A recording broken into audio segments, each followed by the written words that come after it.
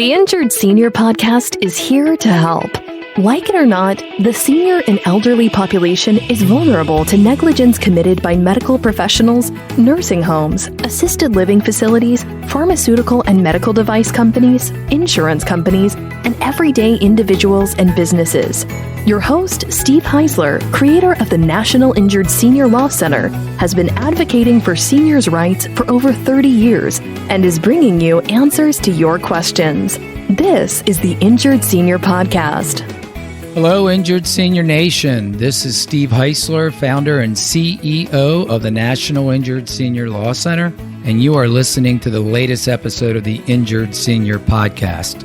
The Injured Senior Podcast, for our new listeners, is a podcast dedicated to discussing medical and legal issues of vital importance to the injured senior nation, their families, loved ones, and caregivers. We are sponsored by the National Injured Senior Law Center, the legal advocates for seniors and the elderly who are injured due to the negligence of others.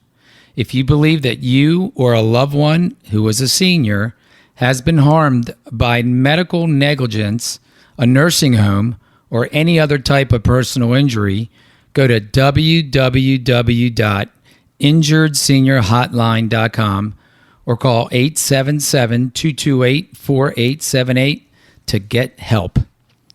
So, Injured Senior Nation, my ex-wife had breast implants done in the late 1990s.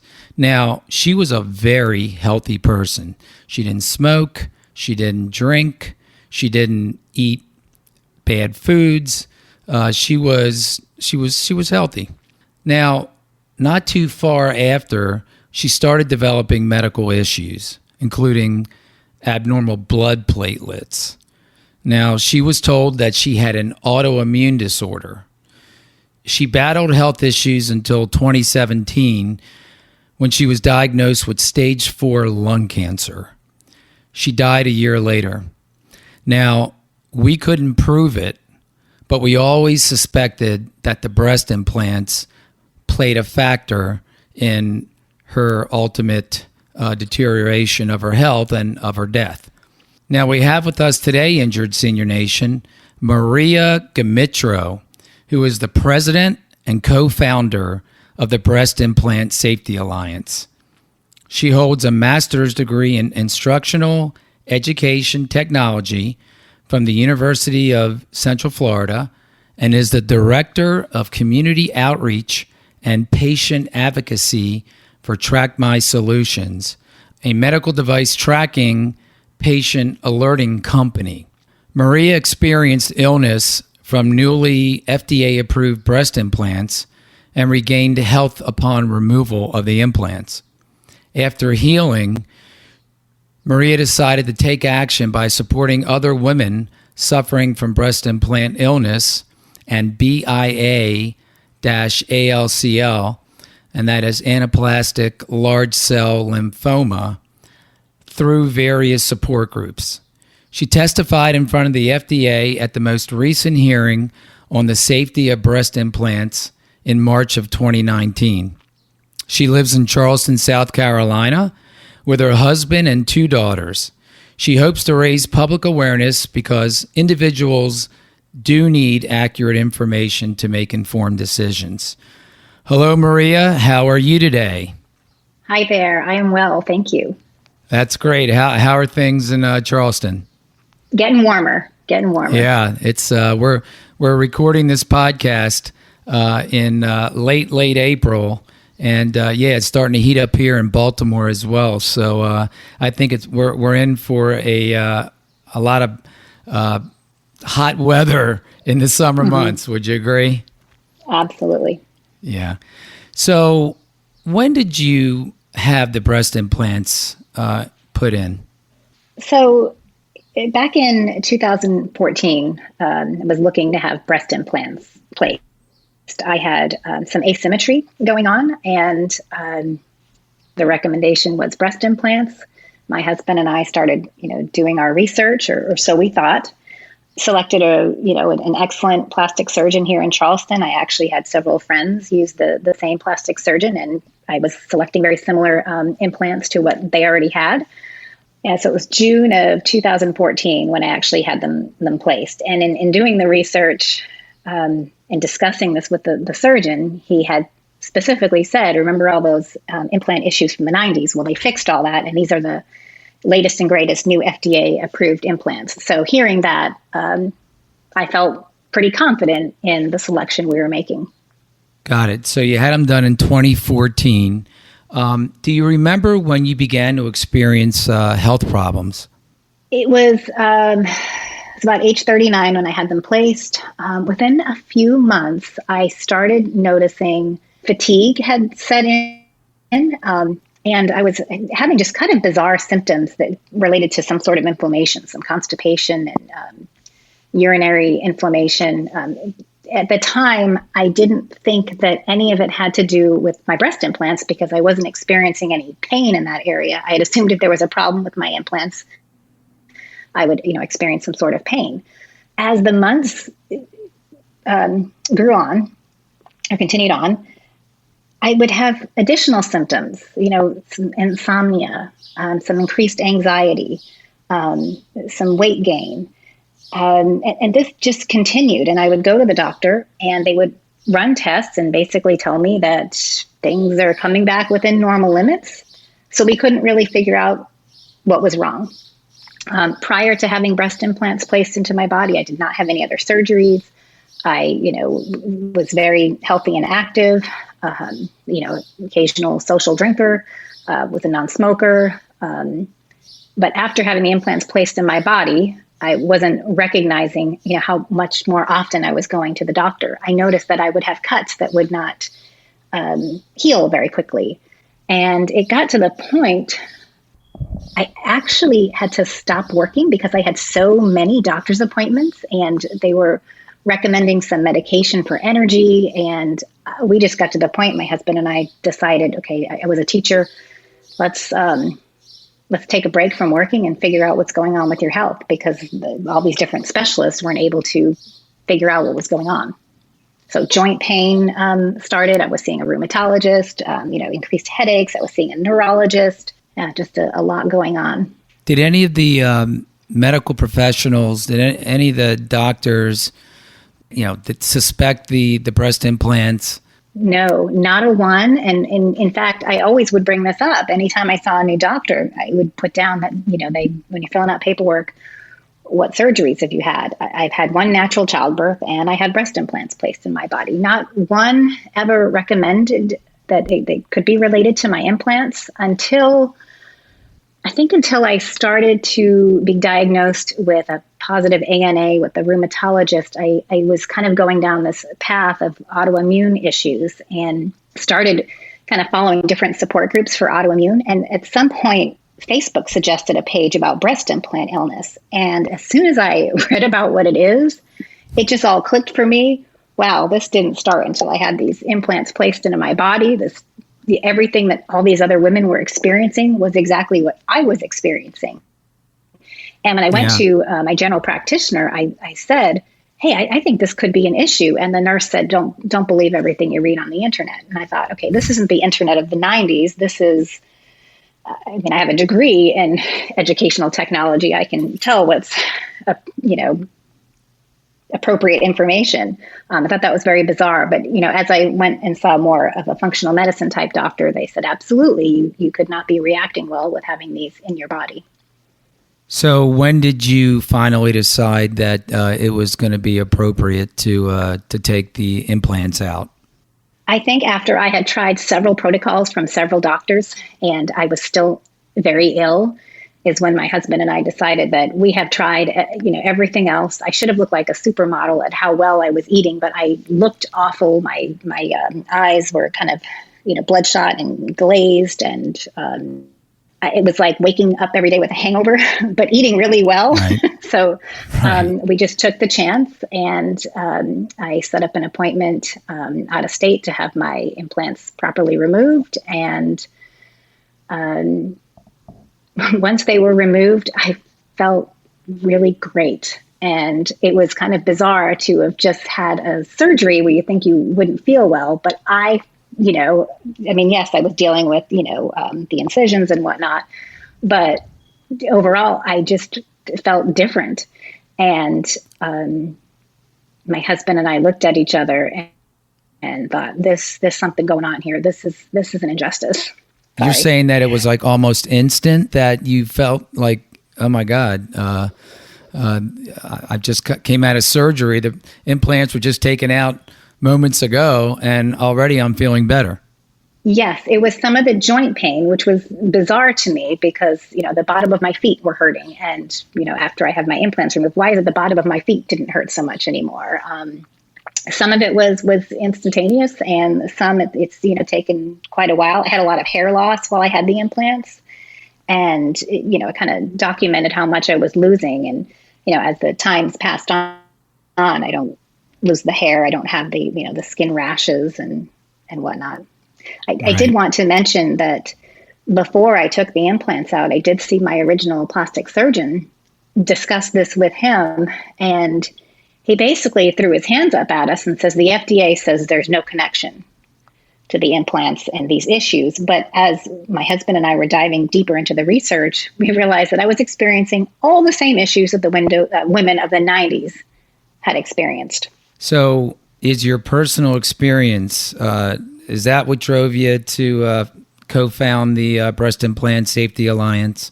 Yes. As I continue to work with more women and everyone having similar experiences, I just thought I've got to get involved. And beyond just in a support group, I felt like we needed to make real change with regulation and legislation and bring about more awareness. So we did that by founding Breast Implant Safety Alliance.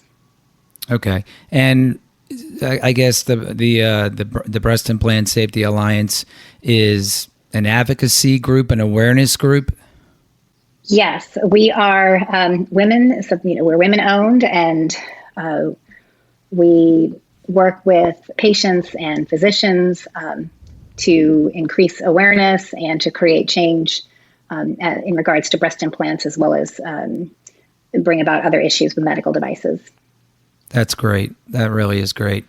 This is Steve Heisler. You're listening to the Injured Senior Podcast, and I am talking to Maria Gmitro, president of the Breast Implant Safety Alliance. Now, Maria, so what types of illnesses are associated with breast implants? A lot of patients refer to it as breast implant illness. The FDA is referring to this as systemic symptoms.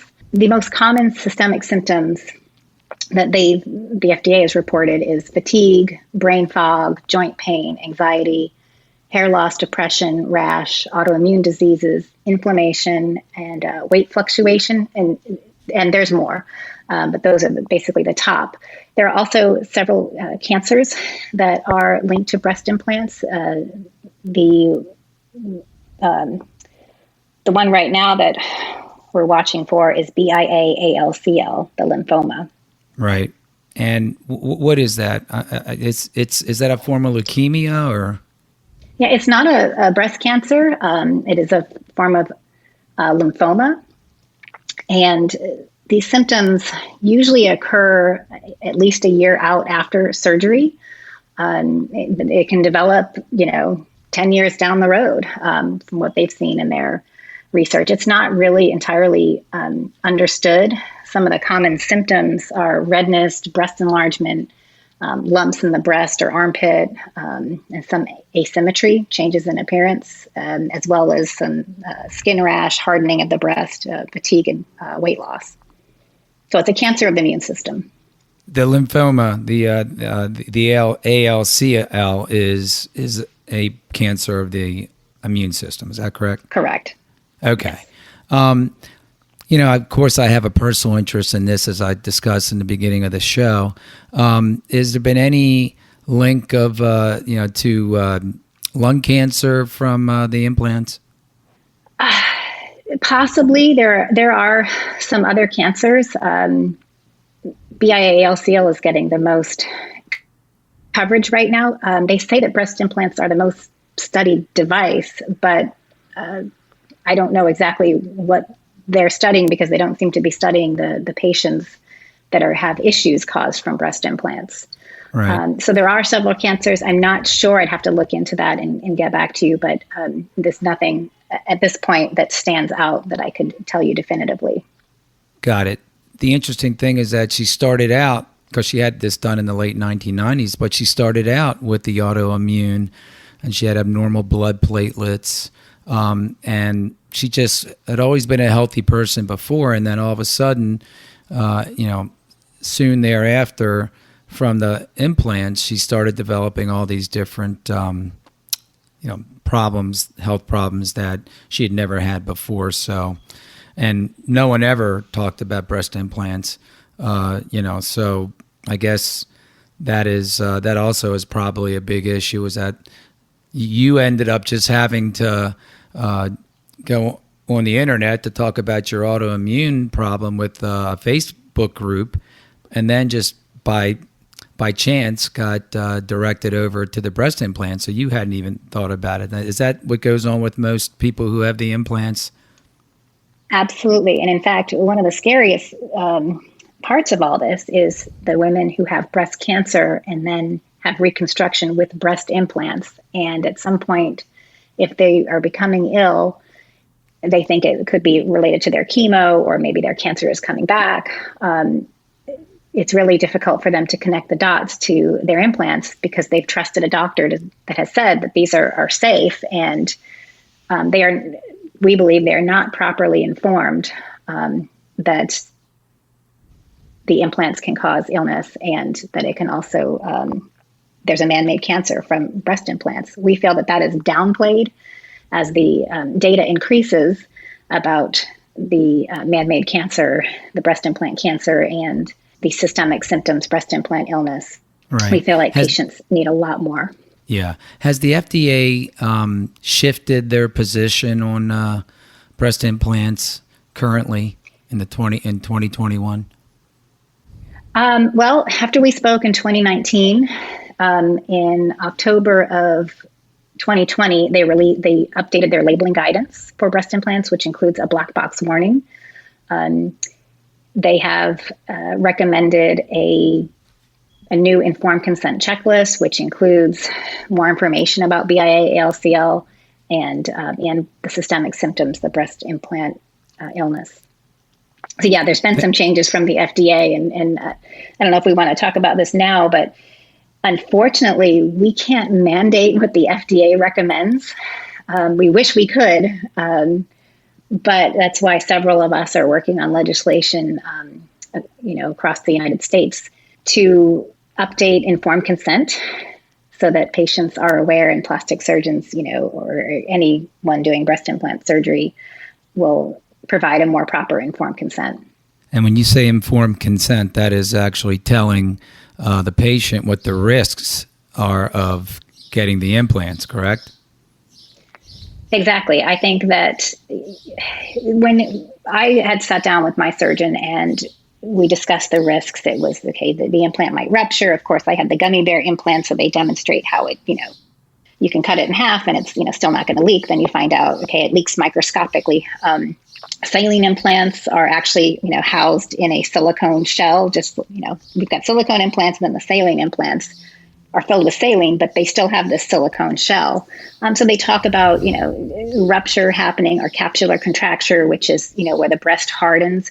So as a patient, those are the things that you were told to watch for. Did my breast harden? Did the shape change? That's what you're thinking about. You're not thinking about the autoimmune issues that might come along, or these systemic symptoms. So we want to make sure that patients are aware of those. They seem to be downplayed by plastic surgeons. Well, they want to move. I'm sure they're looking out for the safety of their patients, but they also want to move the product, if you know what I mean.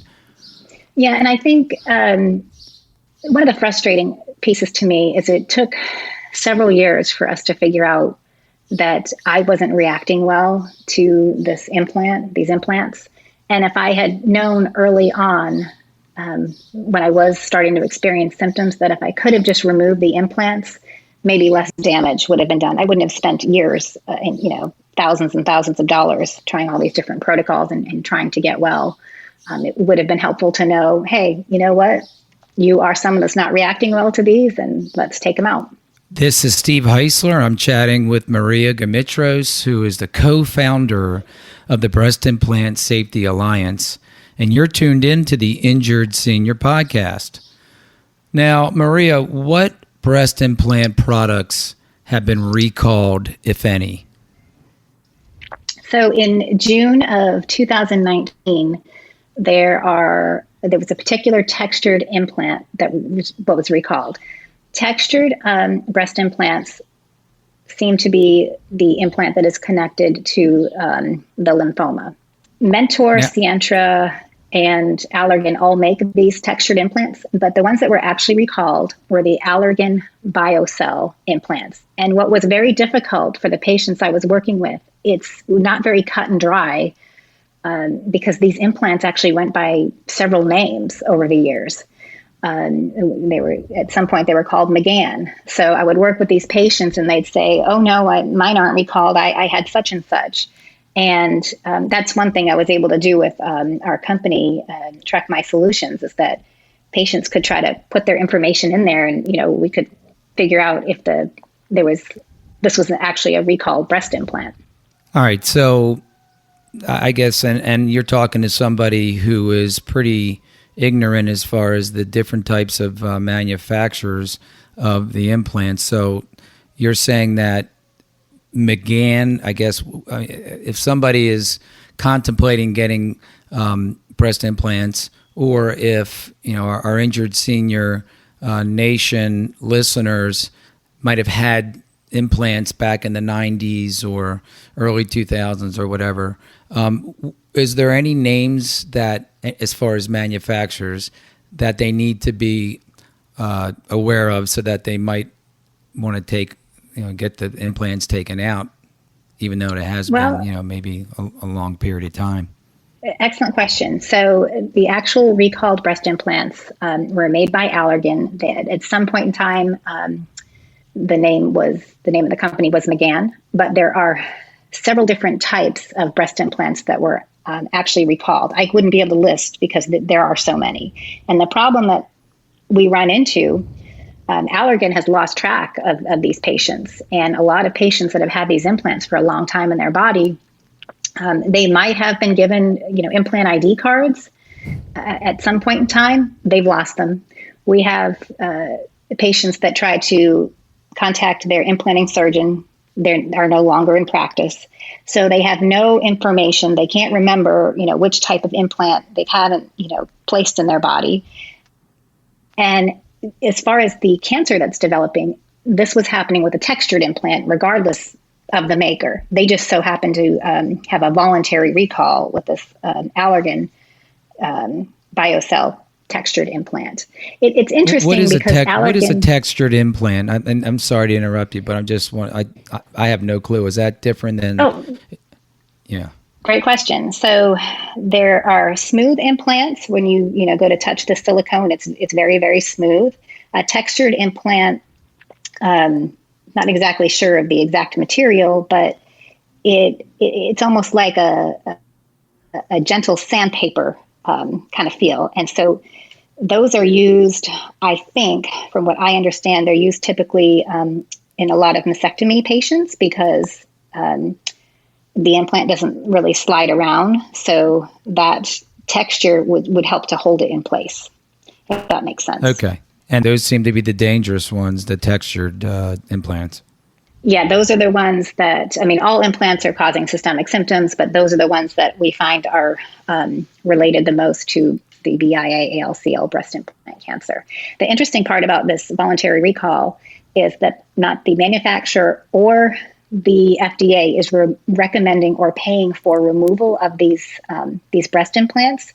So if you right now are a woman that knows that you have this Allergan BioCell textured recalled breast implant in your body, the company does not pay for removal. They will pay for a replacement, and they won't just pay for this removal. And they're actually recommending that you wait until symptoms develop before even getting them removed or replaced, which is real bizarre to me, because if I had a car and the company told me, hey, there are some of these cars where the brakes are going to go, would you still want to drive that car?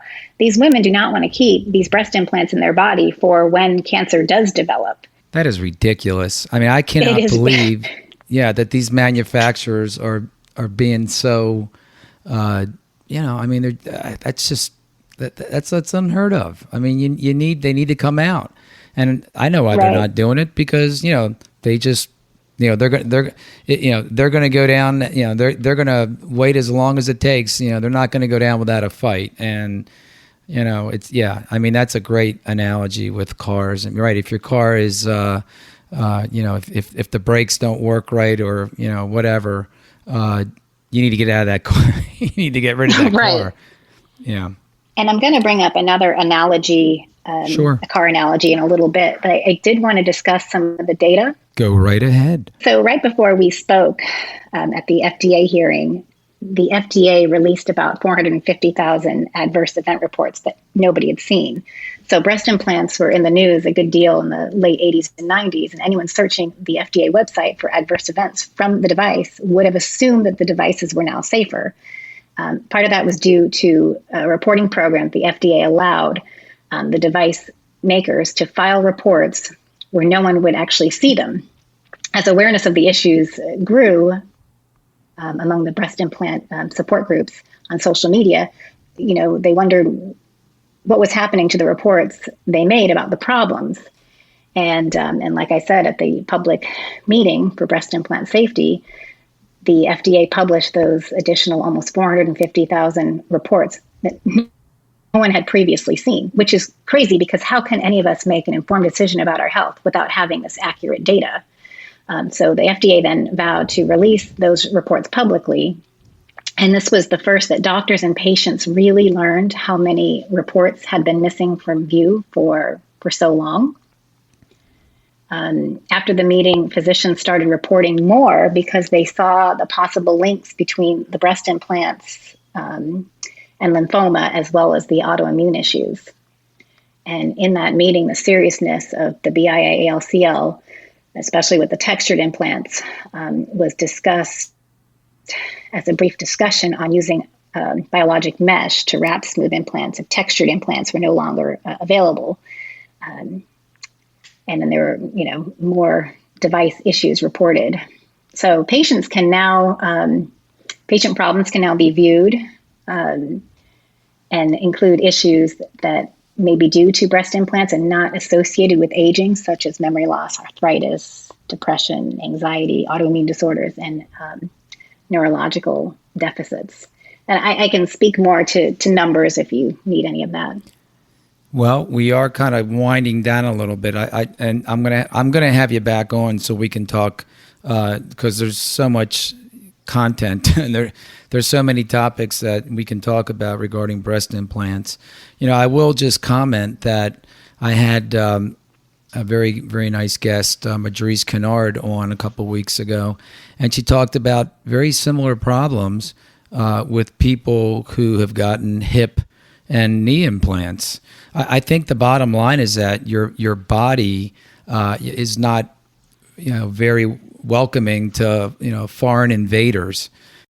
So do you agree with that? That basically it's the fact that our bodies are just not used to having breast implants and other types of metals and different types of products inserted into their body? Absolutely. I mean, if this pandemic has taught us anything, it's that every body reacts differently. We do not all react the same. And to say that, there are no problems with these devices clearly doesn't make sense. Of course, now that we have the data that's supporting that, I would say anytime you go to the doctor, I think the doctor should be asking, do you have any implanted devices in your body? It seems like for many of these devices, there are a lot of very similar symptoms. Quickly, Maria, are any patients taking legal action? There are, however, because it's a class 3 medical device, the manufacturers are still protected. We've been working on some federal legislation. We hope to introduce that again this year, which would be the Medical Device Safety Act.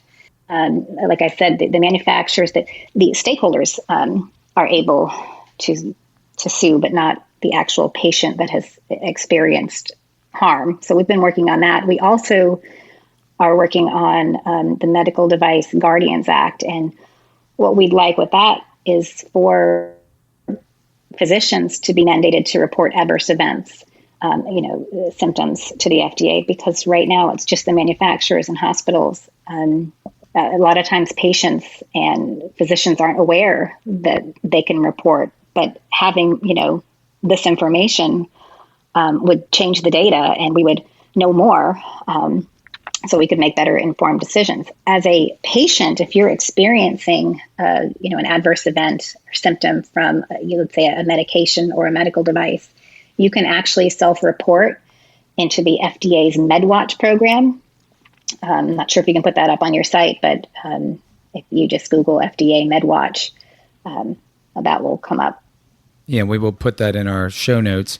And Track My Solutions, you are very much involved with Track My Solutions. Should listeners go there? Should our Injured Senior Nation listeners go there before getting an implant to check on the type of implant that is being proposed to be inserted into their body, or if they've had an implant and they're having problems with their implant? I mean, can they get any good information off of Track My Solutions? That's a great question. That's where we're hopefully heading as a company. We track medical devices, we track vaccines and lab results.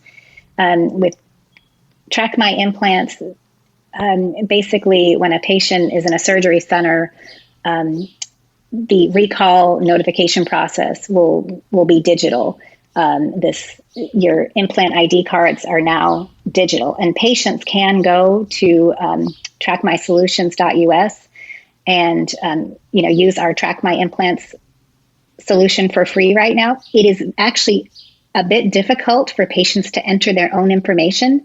So we ask that you hit the help button or email us. We're happy to try to help you, because at this stage, you want to be inputting it's called a UDI, the unique device identifier, so that we can track it down to the exact serial number and lot number and whatnot. But in this case, patients, this is the way the company gives back, but the patients can monitor their own medical devices and be alerted instantly if there's a recall called on their device. That is really, really good information, Maria, and I really thank you for that. Maria, you have been wonderful today. I am so glad that we had you on. Thank you so much for spreading the awareness of breast implant illness. How can our Injured Senior Nation listeners get in touch with you if they wanted to talk to you about the breast implant situation, or maybe their own personal situation with implants? Yes, we have a website, breastimplantSafetyAlliance.org. You can send an email through our website or one directly to myself, maria.gmitro, Gmitro, at breastimplantSafetyAlliance.org. You can also reach me at the company I'm working with at maria.gmitro at trackmysolutions.us. We also, sometimes we refer to ourselves as BISA Nonprofit, and we do have a Facebook page. We're also on Instagram and LinkedIn. So lots of ways to follow us and get in touch. That is awesome. That's awesome. Thanks again, Maria. We are going to talk to you soon. Thank you. And thank you for helping us spread this awareness. Anytime. Injured Senior Nation, thanks for listening to today's episode. I want to again thank Maria Gmitro for appearing on the show today. She was fantastic. If you love the Injured Senior podcast, we'd love for you to subscribe, rate, and give a review on iTunes or any of your favorite podcast platforms.